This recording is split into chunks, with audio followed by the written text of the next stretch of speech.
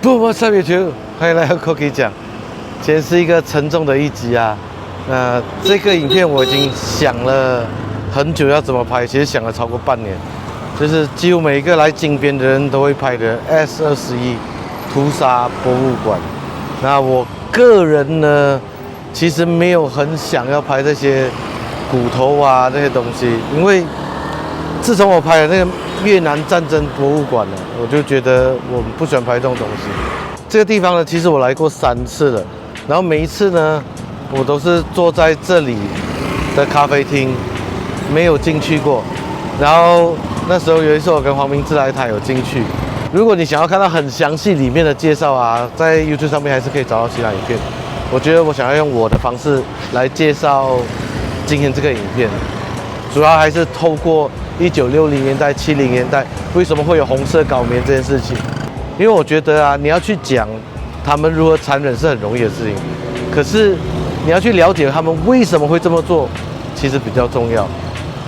我希望今天的影片不会太沉重啊。这个叫兔斯连屠杀博物馆，它以前其实是一个小学，它以前其实是一个小学，然后后来被，其实我觉得比较像是集中营啦，他们讲是审讯营之类的。然后今天旁边有很多师傅啊、和尚，我们来看一下票价要多少钱。哇哦，10块啊！大人要10块钱，我其实不便宜耶。$10 with without audio。这里呢，就是你可以拿那个翻译讲解机啊。这个就是他的小学啦，其实没有很大的。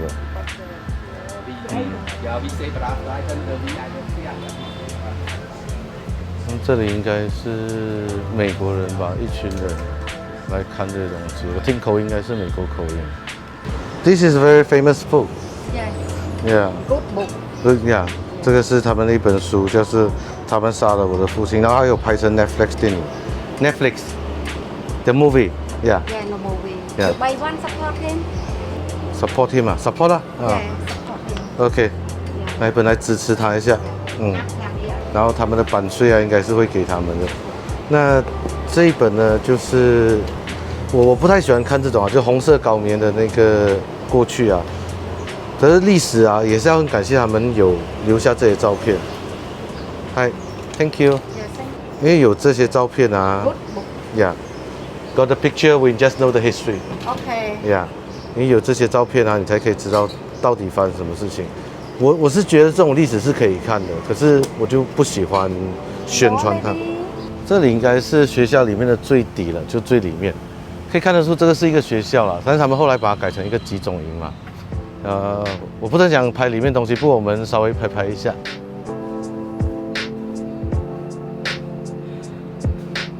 这里他们就是在显示当初怎么样虐待这些知识分子啊。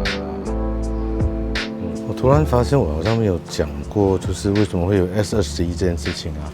如果不了解历史的人，就是大概在1975年到1978年，有一个人叫布尔特的人，他为了实现他的完美社会主义，然后就他在上台之后呢，就把金边200万的人口赶到乡下去，就是要实现他的平等理念啊。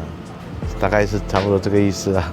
主要其实还是有几件事情，像是1960年代的时候，因为金边有支持越南共产党，然后美国又是又是那个美国。1960几年的时候，美国又轰炸了柬埔寨，就跟美国什么关系？对，我不懂那美国在想什么。OK， 柬埔寨共产党的势力在中国还有苏联的扶持下，就慢慢的强大起来。然后布尔特呢，就在1975年的时候上台，还上台第一个政策就是废除货币，这国家呢就没有货币了，那之后就把人赶到乡下去，他要实现他的人人平等的社会主义。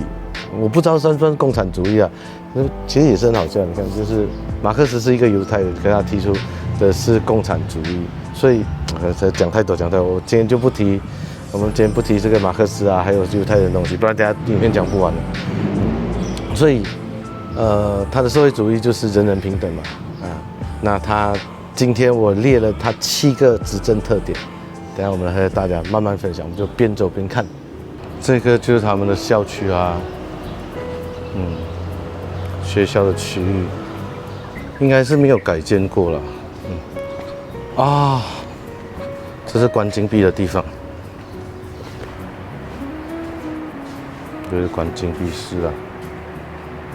我现在是用广角镜啊，你看它吃喝拉撒全部都在这里，其实蛮小的。刚刚看的那个就是禁闭室啊，他们就是集中营都会有的东西。你可以看到这个是一个小学啊，很明显是一个学校啦。那其实，在1970年代以前啊，柬埔寨的发展是很不错的，他们的教育程度啊，因为法国人的耕耘啊，他们的教育程度都是不错的。可是后来布尔特上台之后呢，他就完全废除了学校。第一个，布尔特的政策是废除学校，废除教育。然后第二个连带的就是禁止印刷品，禁止阅读，所以这个学校就没有用了嘛，对不对？他就拿来当做集中营。主要审判的人呢，就是老师啊、商人啊、知识分子啊。有一个不完全的统计啊，大概90%的老师被杀掉，95%的商人被杀掉。如果你有看《三体》的话啊，《三体》的第一幕啊，其实演的就是类似的东西。这也是一个牢房，哇！我一进来就感觉阴气很重啊，我不喜欢，心里的心跳就很跳。心跳就很快，很不舒服。这里我不喜欢这里。这个禁闭室有多少？你看，真的很小，就窗口都算不错，真的很小。虽然说现在有人权啊，然后就算战争啊、俘虏也不会受到这样的对待，可是真的和平很重要，大家就不要一直想要打仗。刚刚我们有提到了嘛，普尔特就废除了货币啊，关闭学校啊，禁止印刷品啊，然后没收财产啊，200万的居民啊就被他赶下去嘛。然后有一个很特别的，我真是不明白他怎么会这么做。他宣布一切婚姻啊由国家决定，个人不能决定要跟谁结婚。那结婚之后夫妻不能共同居住。不明白这个是什么神操作？我不明白为什么夫妻不能同住，然后你已经不能自由去选择跟谁结婚了，组织家庭了，那也不能居住。反正他们这些人的脑袋是很特别的啦，我都不知道他们在想什么。夫妻不能居住，然后小孩跟父母也要分开，实行集体化啊。那第7个呢，就是他的最终梦想，消灭城市跟乡村的差距，就要建立一个平等，他认为的平等啊，平等社会统一的国家啊。以上就是布尔特的一些理念，因为大家觉得他是疯子，可是有人买单哦。70年代的时候，这本书呢，或者 Netflix 演的这部电影呢，其实就在讲说他们1975年被迫离开金边的时候的场景，其实是蛮唏嘘的啦。因为他爸爸，女主角的爸爸是一个商人，还是政府官员，有点忘了。那就大家看了那电影就可以感同身受了。然后把一个不到10岁的小女孩变成一个战争机器。根据记载啦，就是这里抓进来过1-2万人，那最后只有7个人离开这里。但他们不是死在这里，他们会埋在一个万人囧，叫 Killer Field， 距离这里的车程大概半小时。这里只是折磨他们的地方而已。到底呢，就是我们一开始的地方，它就是第1个校舍，然后我们这里是第2个校舍，然后拍过来，这就第3个校舍在这里，我们会过去，然后入口就我们刚从那边走进来，就是一个学校，它真的是一个学校，可是后来变成集中营。这些审讯室都是差不多了，就是有一个照片告诉他们他是怎么样不人道的啊。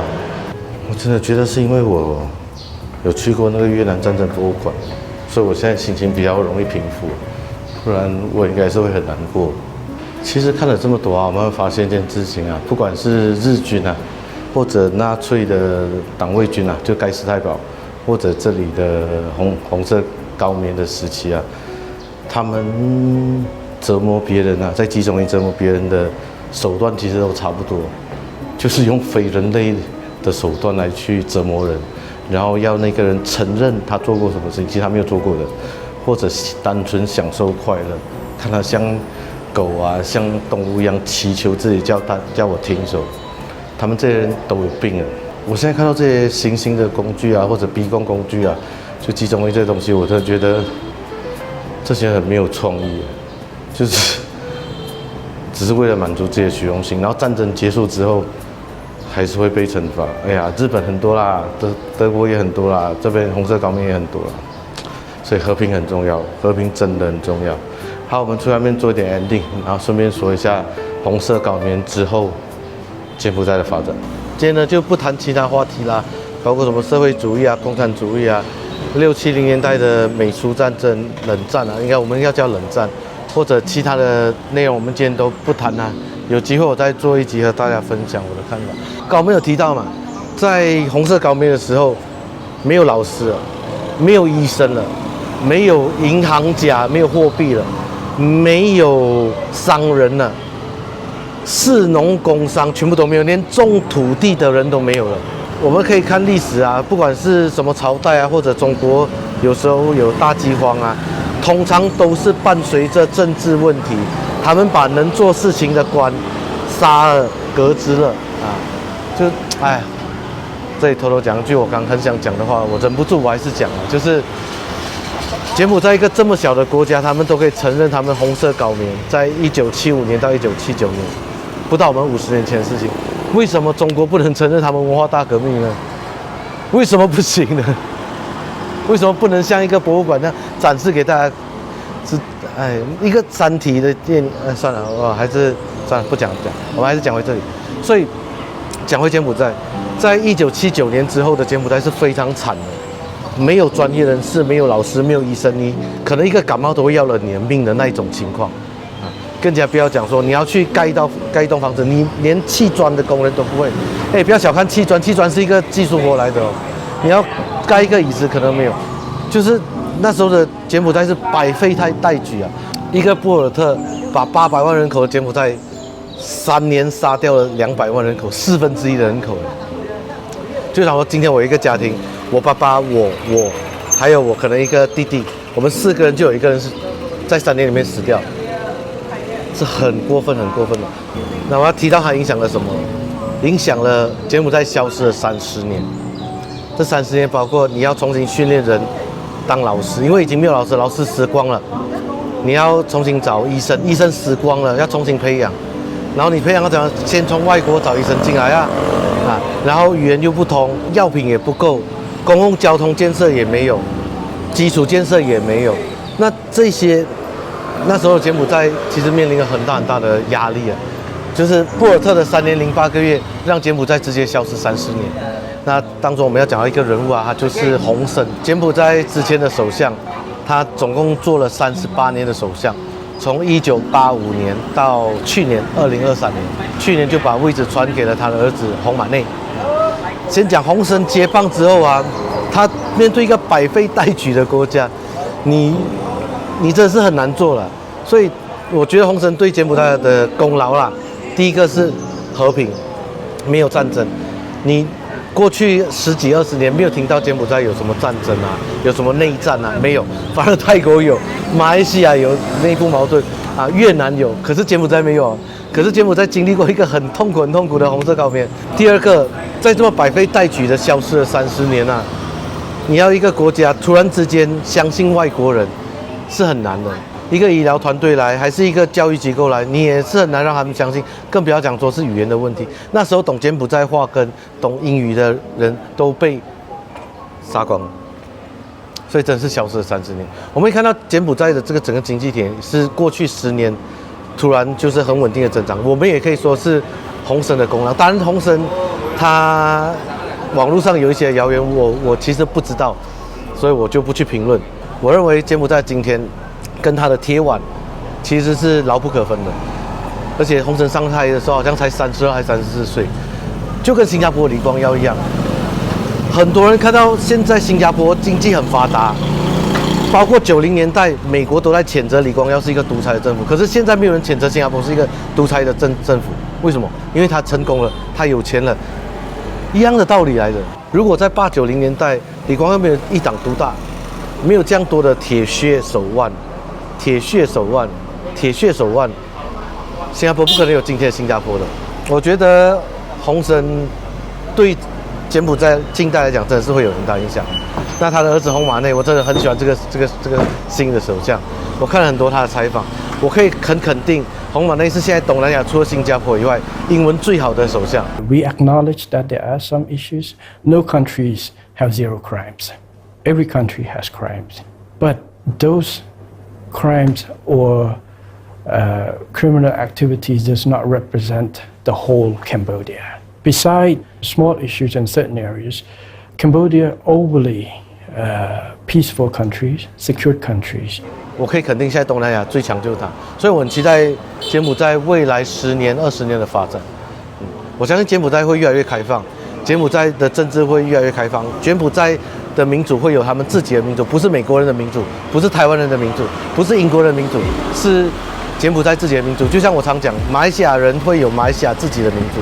我相信洪马内会把柬埔寨带出一个很好的未来，因为他真的，你只要听过他讲话，你就觉得他真的很有魅力。可是我没有见过他，有机会我希望可以见到他。在这里不远处啊，有一个叫万人囧 Killer Field，30分钟的车程，那个就是在埋这个受刑人的地方。我不打算去拍了，因为我觉得有人拍了，他们应该拍得比我更好。然后我希望用我的角度来介绍 S21集中营的方式，我也拍过了，也拍完了，你们也看完了，希望大家会喜欢今天这个影片啦。好，那老规矩，喜欢这个影片在 YouTube 看到点赞、订阅、打开小铃铛，Facebook 看到帮我分享出去。我们下一个影片见，拜拜，Boom。